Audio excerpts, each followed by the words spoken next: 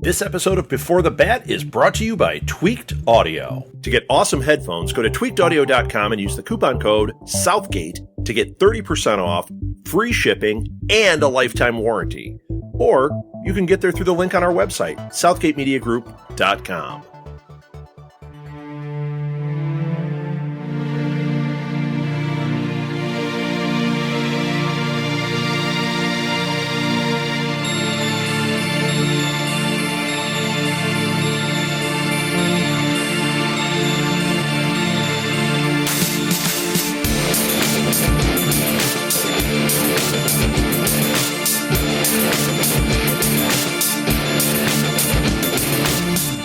It's Phil, and I got a special treat for all you Gotham fans. We have Clayface himself, Brian How did you say it again? McManamon. McManamon. I'm so horrible with last names. But welcome to Before the Bat. Thank you for chatting with me. I'm really glad to be here. So I guess before we get into Gotham, I always like to ask people, how did you get into acting? Oh, man. I have been on stage. I started in theater, and I continue to work in the theater, but I started at a very young age, just as many young actors in junior high, actually, and community theater, and have continued to do it ever since. I guess I was about 14 or 15. And how did you get your start on TV? I saw you had a few. What was it? Was it Gossip Girl? Yeah, I'm very new to television.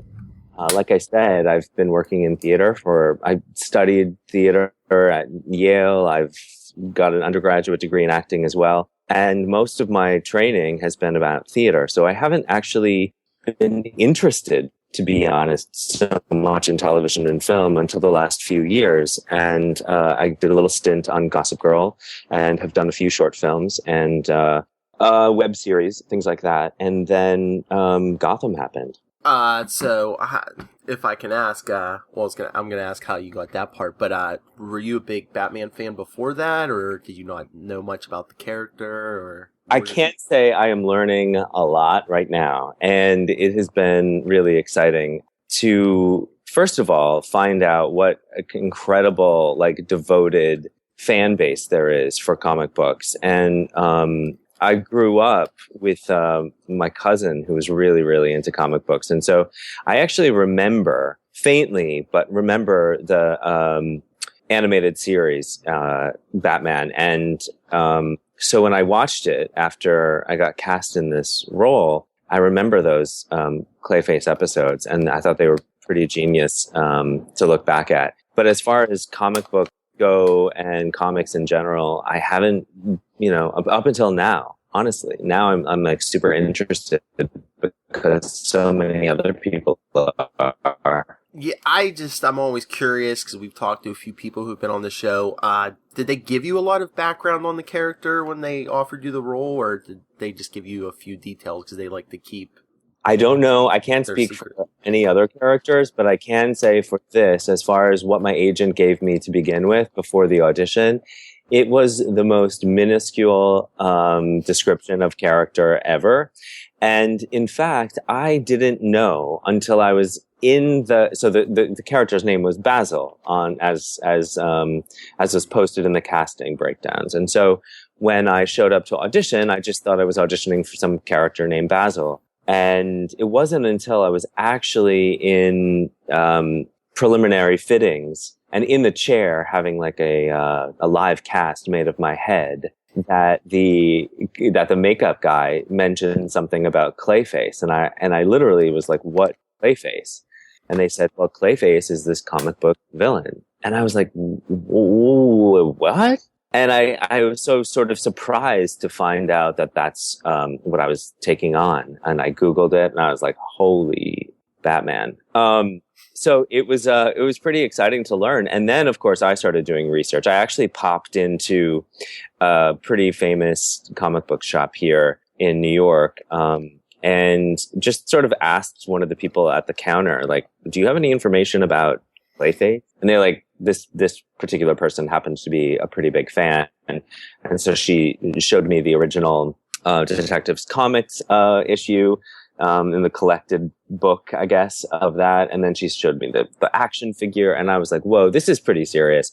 So by the time I got to shoot, I had a pretty good lot of information on the character. And but as far as what Gotham supplied, I have to say it was pretty limited. And as far as going forward, they're being very careful about how they divulge what the future of this character is. Yeah, I think that's one of the things of modern television these days is they don't let you know any details until you absolutely need them because they don't want spoilers or whatever else getting out. It seems like a lot of the shows do that these days. I think so. But you mentioned the all the makeup and everything. Like I saw the pictures of you with all that blue stuff on your face. How grueling a process was that?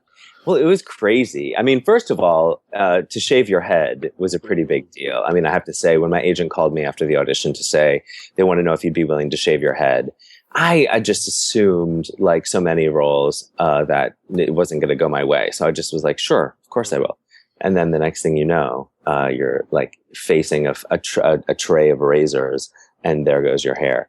So that was pretty interesting. But as far as the makeup process goes, they were really thorough. I mean, these guys are experts at what they do. The 3 layers of silicone that they applied to my head to make what is essentially a mold of my face was pretty grueling. It was about 45 minutes under this stuff, and they just keep piling layer and layer onto your face, and it molds.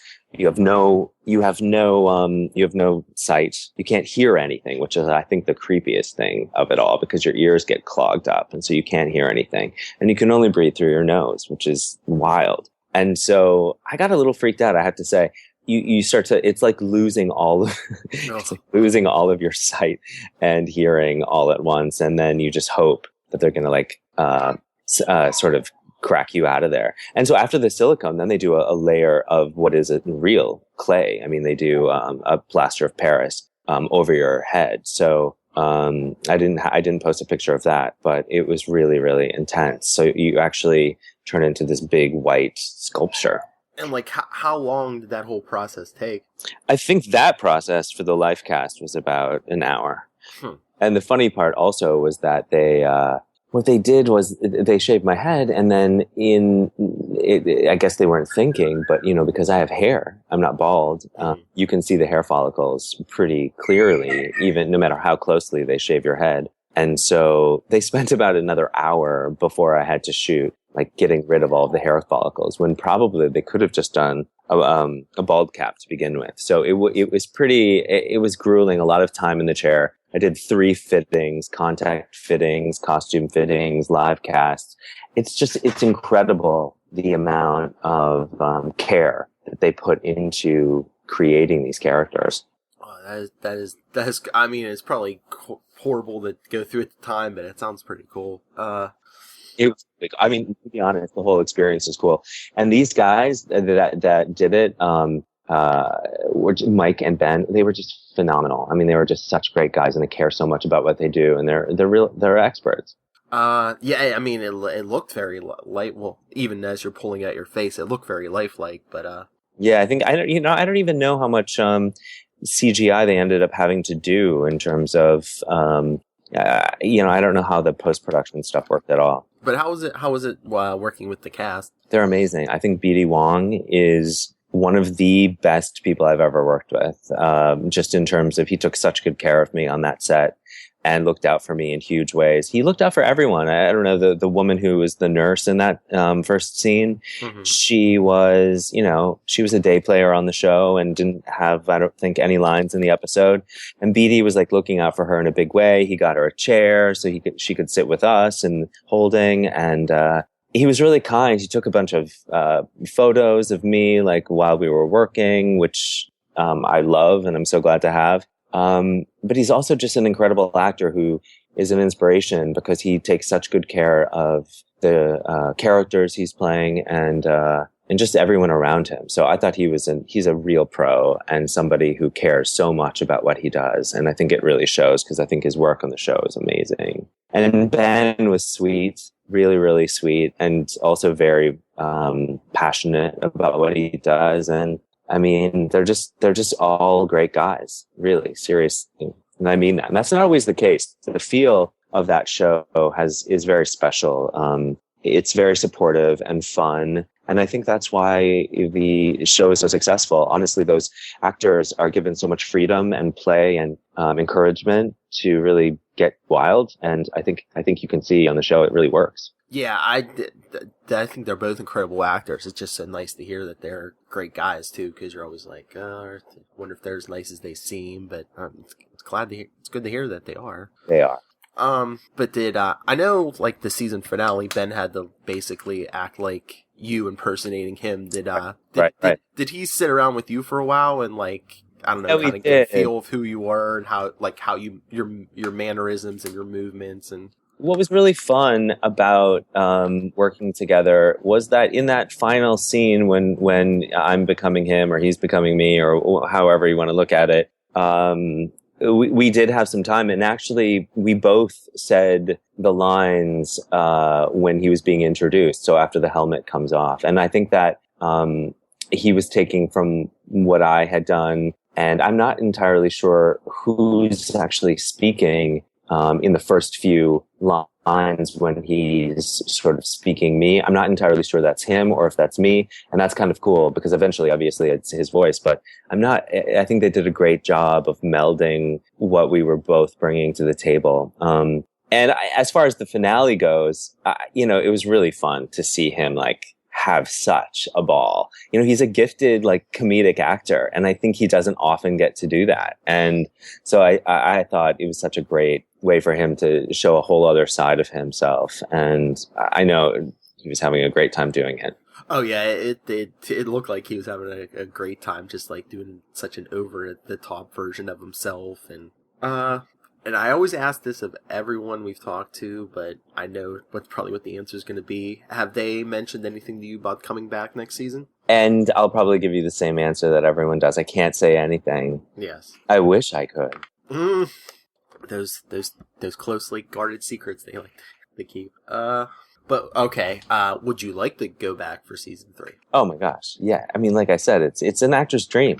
First of all, to get to do this kind of work, which is not your everyday television kind of job. How fun it is to actually play somebody who has such a history that is so fantastic. I mean, in all senses of the word. And first of all, it's such a fun show to be on. So yeah, of course. And I mean, I don't know if you would want to be typecast or not, but would you play any other characters in like any other like comic book TV or movies? Of course. Bring it on. I don't know how well you know any of the characters, but is there anyone else you would have in mind you would like to play? Well, if obviously it's not happening, but I mean, to play the Mad Hatter, that would just be, I mean, any actor's dream is to get to do that kind of crazy stuff. So I'm lucky to get to do this, and whoever gets to take that on is going to be, it's going to be really exciting. I'm really looking forward to seeing what they do with that. Yeah.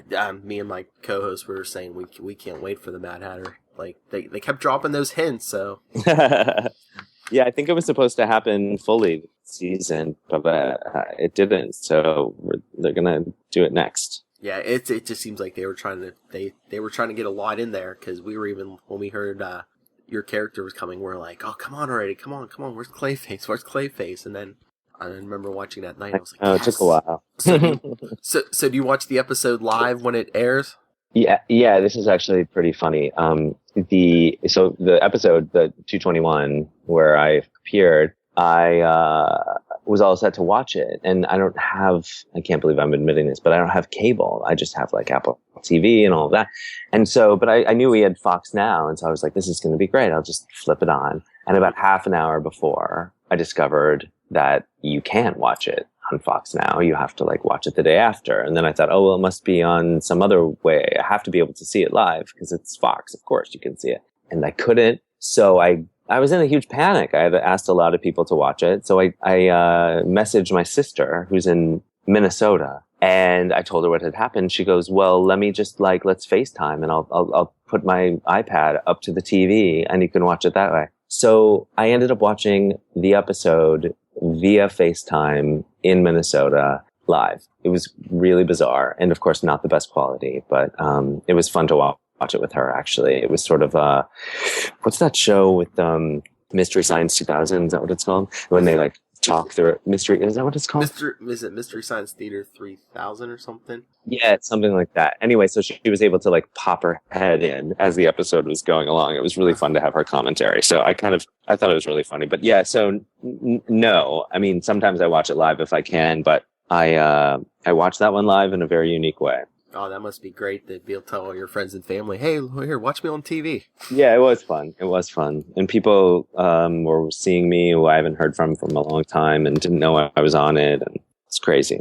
Do you have any other TV work coming up?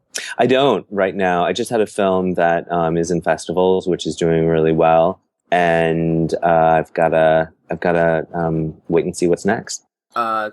What is your favorite, the theater or movies or TV? Yeah, to be honest, I'm loving what I'm doing right now, but I also am a big Shakespeare fan. And so I love doing classics and Shakespeare. And, the nice thing about being an actor in this day and age is you really can do a lot.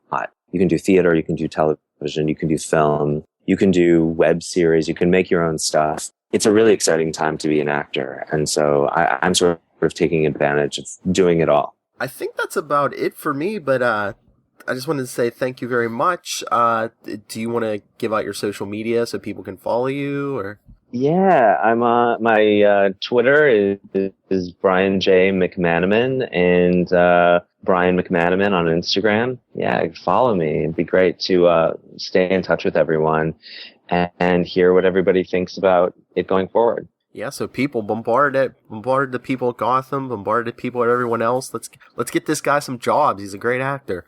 Thanks so much. I really appreciate it, Philip. And I think what you're doing is really exciting. Oh, I think what you're doing is exciting. But thank you so much for talking to me today. Thanks for asking. Talk to you later. All right. Well, another great interview with a Gotham cast member, everyone. I think that went very well. So, send us your thoughts. You know the drill. Our email is beforethebat@gmail.com. Facebook is Before the Bat, the Gotham Podcast. Twitter is @BeforeTheBatPod. And our shared Instagram is Before the Bat _flash. Our Instagram is Before the Bat _Legends of DC. It's our new show. But that's it. As you've probably seen, me and Lilith have been reviewing some comic books, and we're trying to, like I said, like we've been keep telling you, the TV shows may have abandoned you this summer, but we have not. So stay tuned for more specialty programming this summer. So until next time, same bad time, same bad channel, the Gotham Podcast.